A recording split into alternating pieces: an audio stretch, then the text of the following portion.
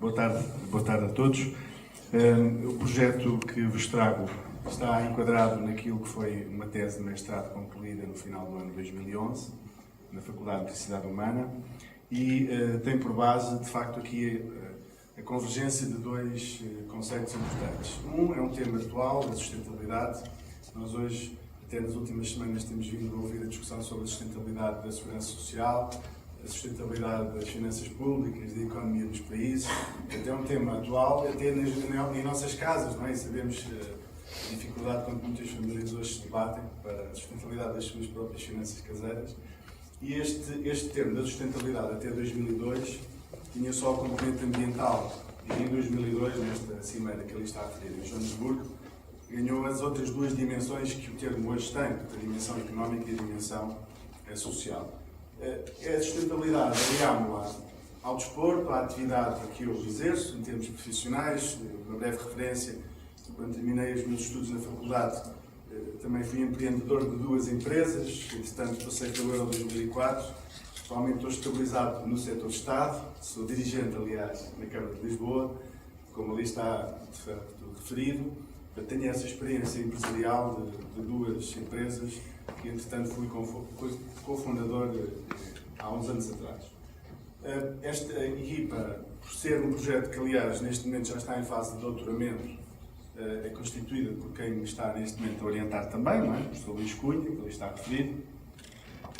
E é uma ideia que já está de facto a ganhar alguma expressão. É um trabalho que já foi iniciado há 2 anos. Em termos de parcerias, as primeiras 3 são certas, as 2 últimas são parcerias que irão consubstanciar-se a breve prazo. A Lisboa é Nova, a Agência de Energia de Lisboa, que alguns conhecerão, o Living Lab da Faculdade de Universidade Humana e a própria Câmara, que acolhe a ideia, por fazer parte do quadro da Câmara, e é uma ideia que está a ser acolhida. A Associação Nacional de Municípios e uma instituição de referência, que resulta até do contacto com a Faculdade de Publicidade Humana, são coisas que estão neste momento a ser trabalhadas. O ponto de partida, só para se perceber, eu admito que haja aqui muita gente que se calhar nunca pensou muitas matérias do desporto, mas o ponto de partida, temos 308 municípios, câmaras municipais, 306 têm dívida pública, é um dado interessante, e no que diz respeito às instalações desportivas, nós tivemos anos de grande investimento, nomeadamente há ali uma referência aos quadros comunitários de apoio, em que de facto aproveitámos muito, e talvez até, alguns dirão, demasiado, os quadros comunitários de apoio disponíveis.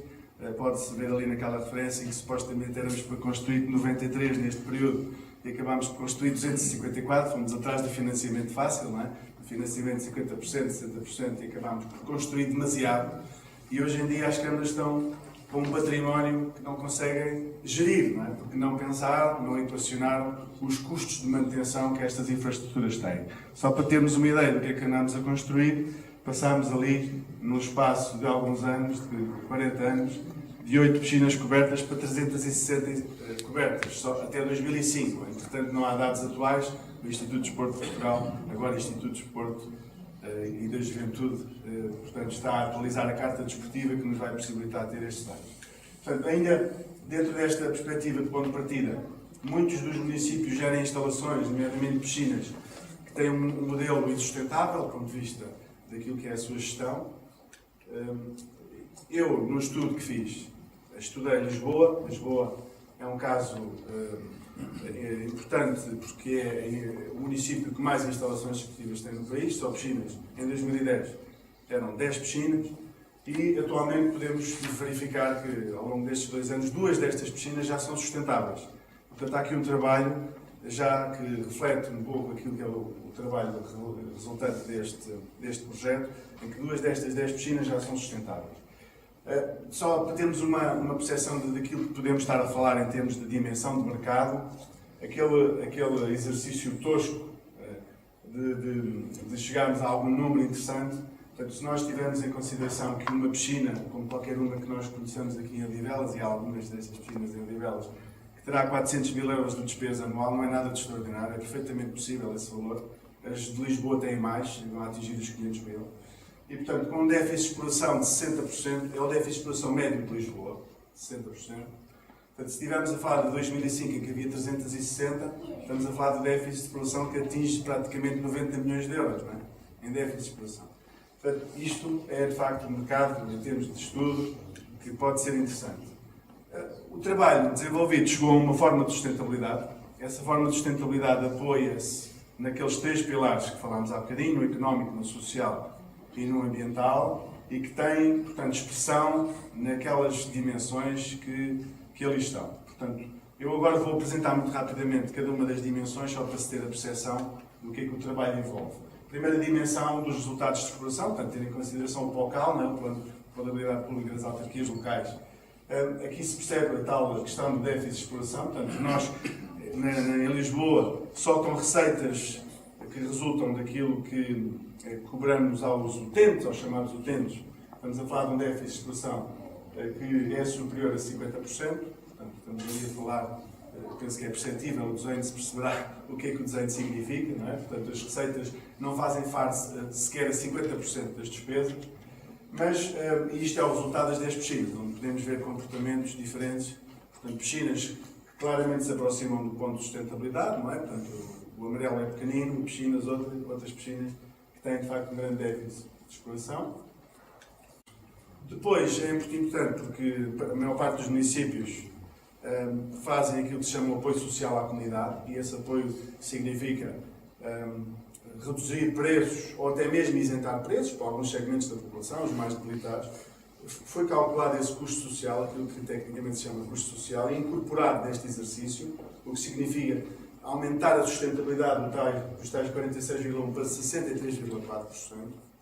Isto, em termos de resultado, significa já em 2010 uma piscina sustentável, não é? Portanto, em que se somou àquilo que são as receitas de exploração o cálculo do custo social que significa esse apoio às comunidades.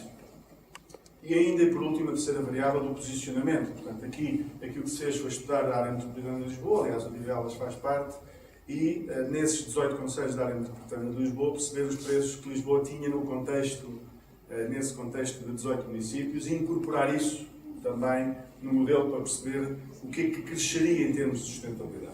Em 3 minutos. Uma outra dimensão deste modelo foi a dimensão da utilização. Nós percebemos o que é a dimensão da utilização, percebendo que os jardins públicos são todos insustentáveis do ponto de vista económico, não é? Não têm receitas, mas nós não podemos olhar apenas para a dimensão económica, e a dimensão social significa que eles estão a ser utilizados ou não estão a ser utilizados, e é essa taxa de ocupação que vemos hoje, por exemplo, no Parque Expo, não é? Em que aos fins de semana temos as famílias a fazer um conjunto enorme de atividades, essa é a dimensão sustentável do ponto de vista social.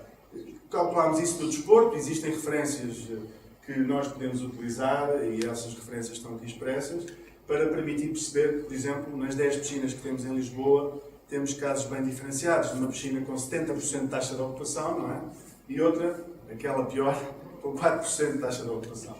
Isto é o resultado das 10 piscinas, vendo ali, efetivamente, duas delas que estão a azul, que, desde o ponto de vista, são sustentáveis, portanto, têm uma taxa de ocupação, no nosso estudo, são 65% de taxa de ocupação ao nível de sustentabilidade, e as outras que estão todas a vermelho, estamos a falar das duas últimas linhas, que são insustentáveis do ponto de vista da ocupação. E, por último, a dimensão ambiental, que tem a ver com os consumos energéticos. Só para termos uma ideia, uma piscina pode ter 200 mil euros de consumos de gás, eletricidade e água por ano, com investimento zero, só mudando alguns procedimentos que estão mal feitos, que estavam a ser feitos. Isto é um modelo de piscina sustentável, que não irei falar, mas está cá e consta do estudo, e só para termos uma percepção. Esta piscina é uma piscina típica, como também podem encontrar em Odivelas.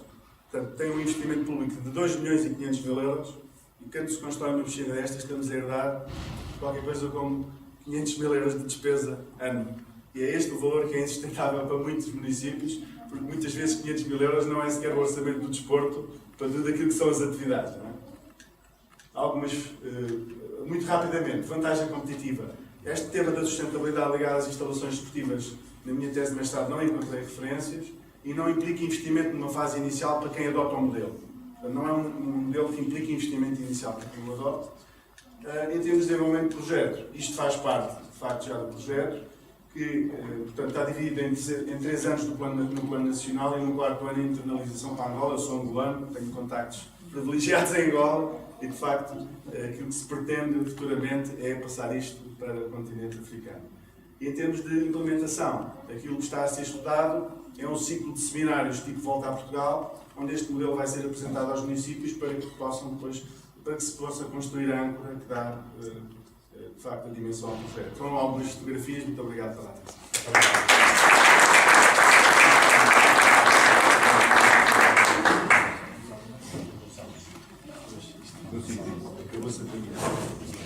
Já acabou a filha,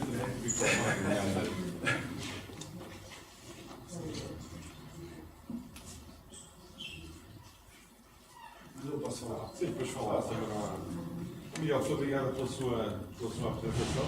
Parece-me um projeto interessante, enfim, fruto ao crescimento das infraestruturas desportivas portuguesas que, enfim, foram acontecendo ao longo destes últimos 10, 15 anos.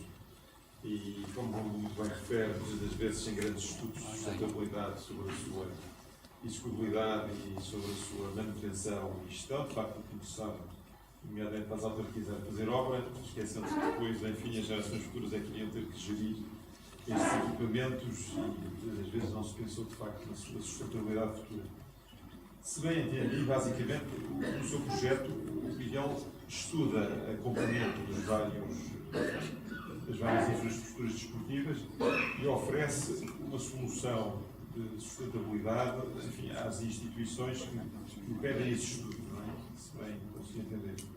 Portanto, o trabalho do seu projeto é fazer os estudos de sustentabilidade de cada uma destas infraestruturas que forem pedidas. É isso? Posso? Sim, muito bem. Portanto, cada uma das instalações desportivas, até por força da lei, tem que ter um diretor técnico.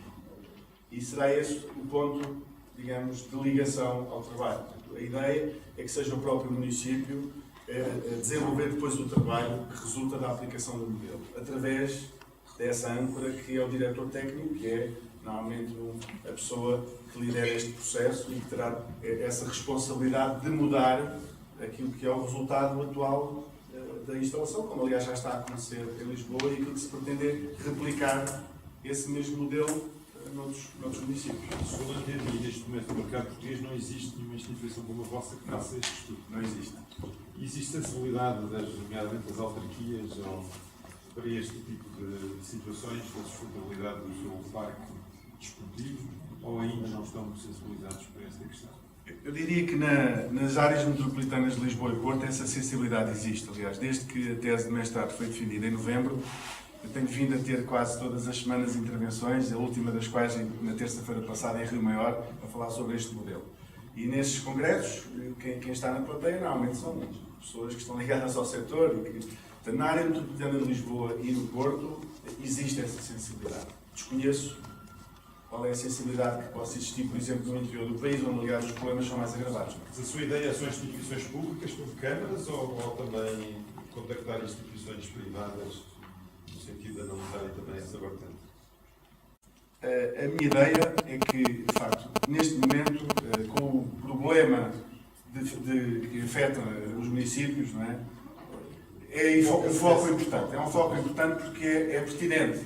Implica investimento zero, aumento da receita e controle sobre até a redução de custos, como aliás dei o exemplo do trabalho que se está a fazer com a Lisboa Nova. Parece-me uma ideia interessante, não é? Numa altura em que parece que qualquer ideia precisa de dinheiro, que apareça uma ideia que não tenha investimento zero. Pelo contrário, não é? Que ajude a equilibrar a balança. Faremos a seguir, se existem depois outras perspectivas. Muito obrigado, Gonçalo. Passo a palavra ao Sr. Aires Matos. Miguel, então o que o Miguel faz é vender serviços, consultoria, é isso? Exatamente. E está, portanto, eu sei que é funcionário da autarquia de Lisboa, e como é que vai conciliar as duas tarefas? Muito bem, não posso. E, portanto, eu neste momento sou dirigente da administração pública e aquilo que é a minha intenção é fazer aquilo que já fiz no passado, mas não eu, como é evidente, porque não posso fazer essa acumulação de funções. Isto é um projeto académico, dá-me essa legitimidade de o poder fazer enquanto projeto académico, e a minha intenção, efetivamente, é que haja alguém que possa comprar esta ideia e que possa depois comercializá-la. Vai ser esse o meu trabalho, o fruto do resultado, nomeadamente do doutoramento, quer a meio, quer no final, não sei o que é que me espera, mas que essa ideia possa ser, de facto, comprada e dê origem a uma empresa. Porque eu não posso, ou então abdicarei, se vir que pode ser uma boa um bom caminho para a minha vida, abdicarei dessa minha atividade profissional a favor desta. Isso eu não saberei como é que Então o Miguel não quer ser empresário. eu já fui empresário e não me agride voltar a ser. Não me agride voltar a ser. É uma questão que equaciono cada vez mais e, nomeadamente, hoje em dia, de facto, há bocadinho eu vi o Dr. João Duque e mais me obriga a pensar dessa forma, não viver à custa do Estado. E hoje percebo que talvez o futuro não vá passar por aqui. Mas e se esta ideia tiver, de facto, pernas para ser internacionalizada, aliás, faz parte do meu projeto de vida, eu não penso há mais de 10 anos, não tenho essa capacidade, mas pensando a 10 anos, estou-me a ver em Angola a desenvolver uma atividade empresarial a este nível, que é, aliás, o meu país onde nasci. E por que não criar uma equipe e liderá-la na retaguarda? É uma boa sugestão. Então, deixo-lhe esta Muito sugestão. obrigado. Muito bem. Com perguntas e comentários tão ricos aqui da parte dos meus ilustres membros de júri, eu tinha apenas uma pergunta para colocar a duas. A primeira tem a ver com barreiras à entrada. O que é que impede alguma empresa concorrente, ou potencial concorrente, que se constituir rapidamente e começar a oferecer esses serviços? Apresentou agora a sua ideia uma plateia imensa, alguém na plateia até conhece outras pessoas que estão na área e de hoje para amanhã aparece aí um concorrente, ou até primeiro do que o Miguel. Qual é a sua percepção relativamente às barreiras à entrada e como é que pensa vir a defender a sua empresa e o seu projeto dessa pressão concorrencial? Este projeto penso que terá alguma vantagem pelo facto de estar a ser enquadrado por uma instituição do ensino superior. Portanto, aliás, quando terminei o mestrado, foi-me feito esse alerta. Ou imediatamente ele evoluiria para o doutoramento, ou haveria esse risco de depois, ao ser tornado público, poder ser uma ideia que podia ser potenciada. E aquilo que aconteceu foi imediatamente terminei o mestrado e estou em doutoramento, sabendo que é difícil conciliar com uma vida profissional que eu tenho, ativa, não estou desempregado, pelo contrário, tenho uma vida profissional bastante ativa, mas estou nessa lógica do doutoramento e com o suporte da Faculdade de Publicidade Humana, penso que isso pode ser, de facto, uma vantagem. Não sei se haverá mais alguma barreira, penso que no mercado livre, como existe no nosso país, enfim, qualquer pessoa que esteja em condições de poder desenvolver esta ideia o fará, sem qualquer problema, é só uma questão de qualidade das ideias. De implementação, não é? Exatamente. A outra componente, a outra pergunta que eu tinha para lhe referir era, sendo o modelo de negócio muito centrado em prestação de serviços, neste caso consultoria, a estrutura de custos que terá e de receitas também, custos e proveitos, é muito alicerçada de custos em horas-homem, não é? Tem a ver com a quantidade de pessoas que estão afetas a essa atividade. Mas, basicamente, essa estrutura de custos está muito focada, esse modelo de negócio tem como característica este tipo de estrutura de custos. Que tipo de serviços de valor acrescentado é que eventualmente já pensou e que acha que podem ajudar a complementar o valor do seu modelo de negócio? Portanto, porque eu acho que é algo que terá que compor, terá que fugir deste paradigma muito focado nos custos muito focados em horas-homem, não é? O que é que acha sobre isso? Muito bem. Neste momento, o que está a acontecer um pouco por todo o país é que as câmaras estão a ser confrontadas com uma de três decisões. Ou continuam no sufoco de tentar gerir algo para o qual não têm recursos, ou abandonam, e neste momento já temos instalações que estão pura e simplesmente fechadas, portanto o Estado não tem dinheiro para as financiar, ou então, e esse modelo também está a ser seguido, entregam-no ao privado, para que possam rentabilizar esse investimento. Isso já está a acontecer. Portanto, acredito que o resultado desta ideia também possa ser mais um operador no mercado para que quem não consiga fazê-lo de forma direta possa entregar até com resultados positivos para a própria autarquia, beneficiando ainda, em vez de ter um déficit, ainda ter uma renda, entregar ao privado a gestão destes empreendimentos. Muito obrigado. E até breve. Muito obrigado.